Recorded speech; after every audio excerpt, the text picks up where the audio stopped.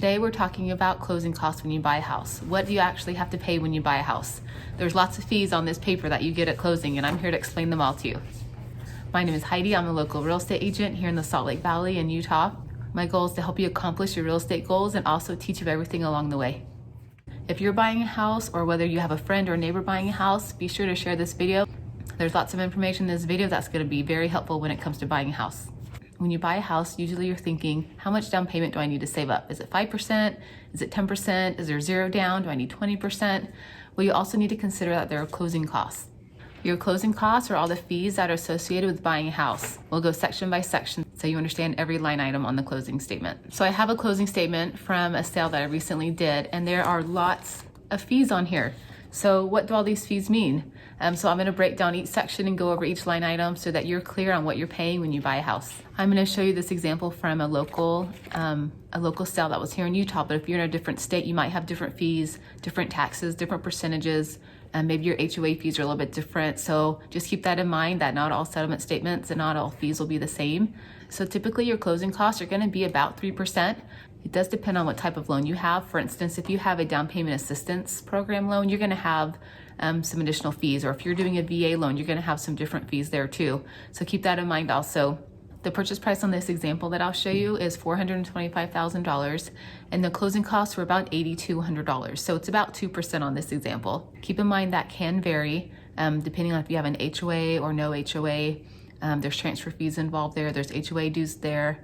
If you're doing a VA loan, you're going to have higher fees. If you're doing a down payment assistance loan, you're going to have some higher fees. In order to get a really good accurate number for closing costs, be sure you talk to your lender and talk to your realtor. They can give you some numbers to give you a rough estimate of how much you need. There are ways to get around paying for closing costs, such as maybe asking the seller to help out, but stick around to the end and we'll cover that at the very end. There's 4 sections that we're going to go over. The first one is your loan charges, and then after that we'll move on to the impounds, which is also called prepaids. Then there are fees that will come from your escrow department or your title department, and then at the end there are some miscellaneous fees, such as like a home warranty. When you buy a house, the buyer's agent commission is typically paid by the seller. Well, there's also loan fees. The lender charges the buyer, and that's how they make their money, such as processing fees and underwriting fees. So when you're shopping for a lender, make sure you ask them about those fees. You want to know their origination fee, their processing fee, and their underwriting fees.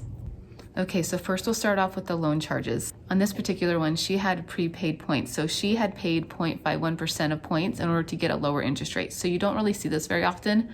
So that's what that line item is. And then also for the loan fees, you're always going to have processing fees, underwriting fees. That's how the lender makes their money. Also for the appraisal, you're going to see that appraisal fee for $479. This fee varies based on your lender. I've seen it be $400, I've seen it be $550. So just ask your lender what their appraisal fee is. When it comes time to order the appraisal, make sure you're in communication with your lender. So here's a little tip.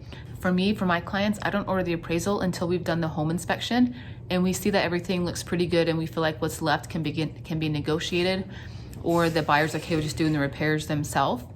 You don't want to get into a situation where you've ordered the appraisal and then you have your home inspection done and the home inspection is a mess. Maybe you found mold or the foundation is cracked, something major like that, and you've already paid for your appraisal to be done. So that's the reason I say do the home inspection, make sure it looks okay.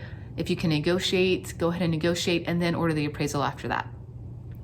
But if your lender didn't ask you for a credit card for your appraisal fee, then you're going to see it right here on the settlement statement, the charge for your appraisal. And then the next line item is the credit report, and that's just for the lender to pull credit. And then after that, you've got prepaid interest.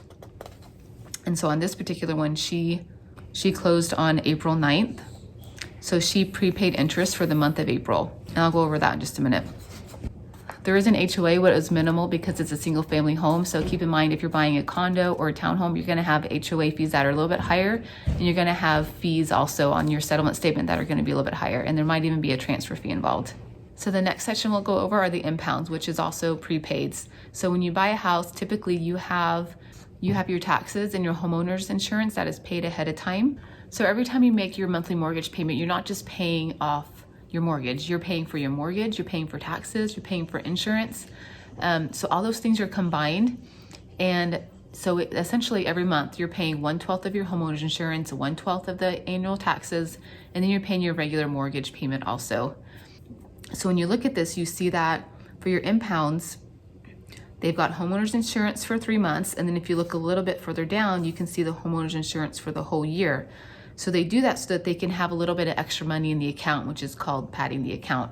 So they take a whole year, they pay it up front, and then they also bring in another 3 months just so there's a little bit of extra money in that account.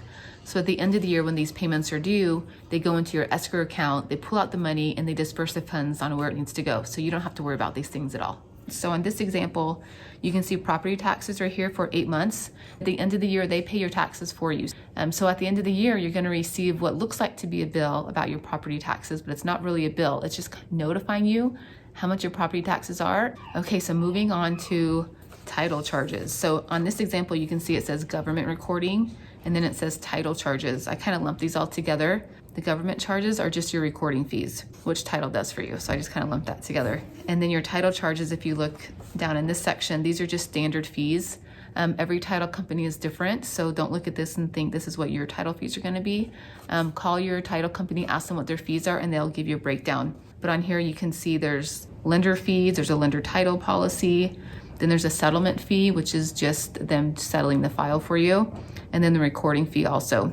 And that's to do e-recording. Like, we don't have to go down to the recorder's office and stand in line. We just do everything online. So the next section here is miscellaneous charges. So you can see that this one, she had prepaid assessment that needed to be paid. So she paid ahead of time for May HOA. And then the next line item is her homeowner's insurance. So they pay that annually also. Another charge that you'll see here is the home warranty charge. Whether you're paying it or the seller's paying it, you're gonna see a line item at the bottom for a home warranty charge. So like I said, on this example, the closing costs are about $8,200, and that does not include your down payment. Depending on your loan, you could have 1% down, 5% down, 20% down, and there actually are some zero down programs out there too.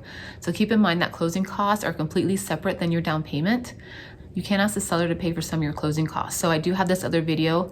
You can see it right here. Just click on that one. You can watch about what a seller concession is. I hope this video helped you understand the closing costs. Please share it with anybody you know who you think it might help. If you have any questions, you can definitely leave a comment below and I'll respond to them. And of course, subscribe to my channel.